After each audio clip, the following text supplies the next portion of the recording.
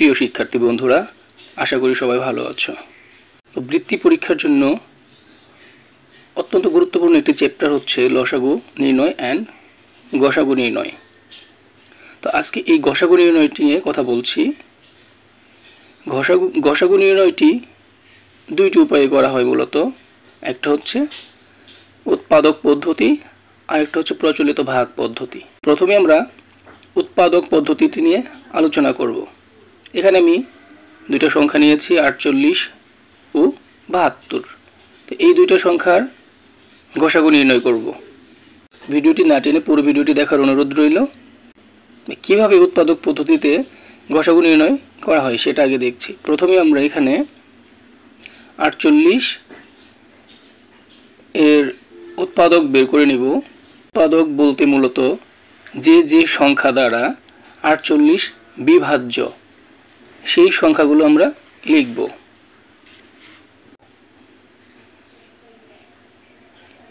এক, 2 দিয়ে বিভাজিত, 2 দিয়ে 48কে ভাগ করা যায়, 3 দিয়ে যায়, 4 দিয়ে ভাগ করা যায়,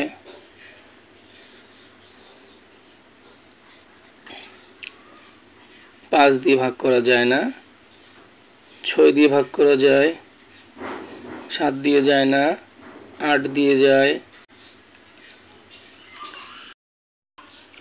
48 এবং 72 দুটো সংখ্যারই আমরা উৎপাদক বের করে নিয়েছি। এখন এর মধ্য থেকে সাধারণ উৎপাদকগুলো আমরা বেছে নেব।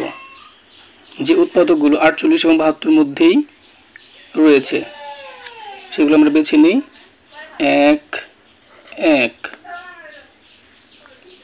2 2, 3 3, 4 4, 6 6, 8 8, 12 12, 24 24। তাহলে 48 ও 72 এর সাধারণ উৎপাদকগুলো হলো 1 2 3 4 6 8 12 এবং 24। যেহেতু গসাগু নির্ণয় করব, গসাগু মানে হলো গরিষ্ঠ সাধারণ গুণনীয়ক। গরিষ্ঠ মানে হচ্ছে বড়, অর্থাৎ এই যে সাধারণ উৎপাদক এর মধ্যে যে সংখ্যাটির মান সবচেয়ে বেশি বা বড় সেটি হচ্ছে 48 ও 72 এর গসাগু, অর্থাৎ 24।